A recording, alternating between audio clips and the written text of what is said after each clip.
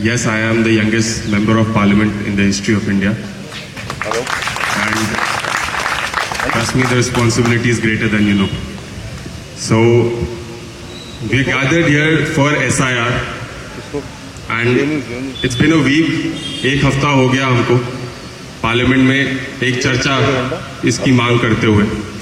आप सभी लोगों ने देखा होगा कि पहले पूरे हफ्ते पूरा opposition, the entire India Alliance were there, क्योंकि this is, जैसे प्रोफेसर साहब बोल रहे थे कि एक वन ऑफ एक्सरसाइज नहीं है ये, this is not a one off exercise, this is a direct attack on the Constitution of India.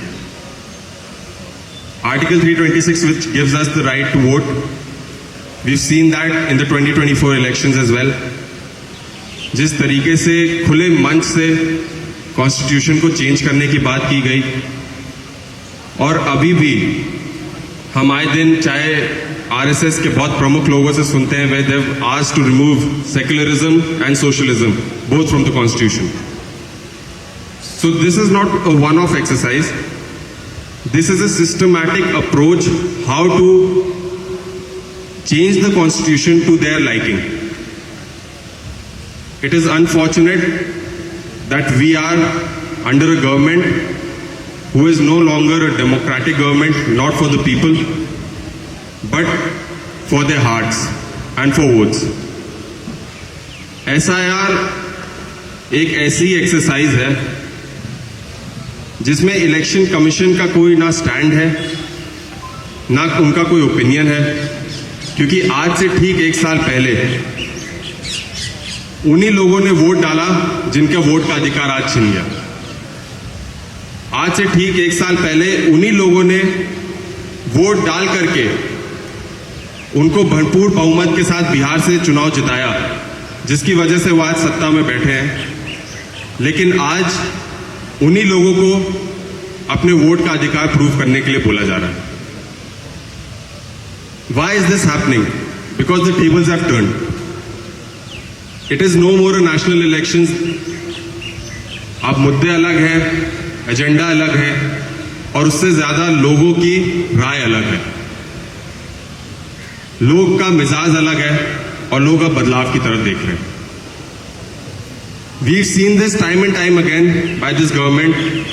जब हमको लगता है कि हाँ ये आखिरी चीज है, अब इसके ज्यादा इनकी सोच नहीं पहुंच पाएगी, तब ये ऐसी कोई नई चीज लेकर के आ जाते हैं। This I would like to state that this is a systematic process जो बहुत पहले 2023 में, जब I think sir was there, I was an elected member when it started with the election of the election commissioner officer, chief election commissioner officer, where they removed the CGI from that committee and added a union cabinet minister. Having that hold and power over constitutional institutions of India, we've seen this government do time and time again. Today, आज जब मैं parliament जाता हूं, and I've been speaking to my colleagues as well, एक तो ये चुनाव से ठीक 6 महीने पहले 7 करोड़ से ज्यादा लोगों को कागज के साथ लाइन में खड़ा कर दिया गया, कागज प्रस्तुत करने के लिए खड़ा कर दिया गया। 7 करोड़ से ज्यादा लोग इससे ज्यादा प्रभावित इसलिए हैं क्योंकि कल को उनको लगता है उनकी बारी आने वाली। अगर ये एक्सरसाइज सफल होती है, और जैसे प्रोफेसर साहब बोल रहे थे कि अब ये हिंदू मुस्लिम का मामला नहीं है सर, ये अब डीप रूटेड कास्ट में भी मामला है। वो जैसे हमको बचपन में बोलते हैं कि आप एक डंडियों का गुच्छा ले लीजिए और उसको नहीं तोड़ पाएंगे, तो उसको तोड़ने का कैसे, आप उसका सोल्यूशन क्या है, तो उसको एक एक करके पूरे डंडी का गुच्छा जो है वो टूट जाएगा। तो उसको किस तरीके से डीप रूटेडली बांटे, पहले धर्म के नाम पे, अब कास्ट के नाम पे। The exercise that has been going on, one example that I have of Bihar,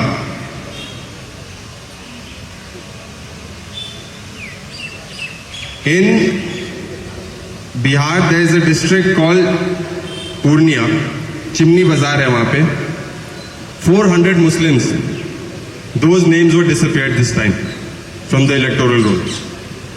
Similarly, हम जहाँ उत्तर प्रदेश से आते हैं, जो भी जिस पार्टी के बैक वोट है, चाहे वो यादव हो या मुस्लिम हो, जिस कास्ट से मैं आता हूँ, शेड्यूल कास्ट, ऐसे कई अन्य जातियां हैं, धर्म हैं, जिनके वोट बहुत सिस्टमैटिक प्रोसेस से काटे जा रहे हैं.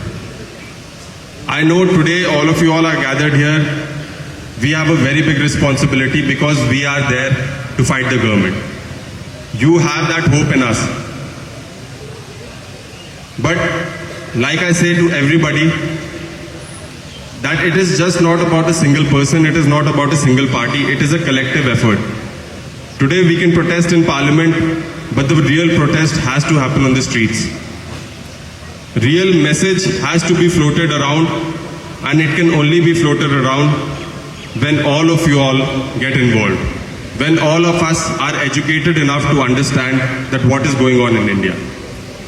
Lastly, I am also here as a new member of parliament to listen to all my esteemed colleagues as well, especially sir. But I would say when the constitutional institutions of India stop functioning to protect the citizens of India and start functioning as silent partners to the government's ideology, then we have to ask ourselves, where is India? Where is India standing? And where is the sovereignty and the integrity of these institutions? Finally, like I said, whatever message we get, जो भी मार्गदर्शन हमको यहाँ पे मिलेगा, we have to take that and spread that, because this is just not a one-off exercise, and this process of attacking the Constitution of India, attacking our rights, your rights, has started, and this must be stopped. Thank you very much, and thank you very much for having me.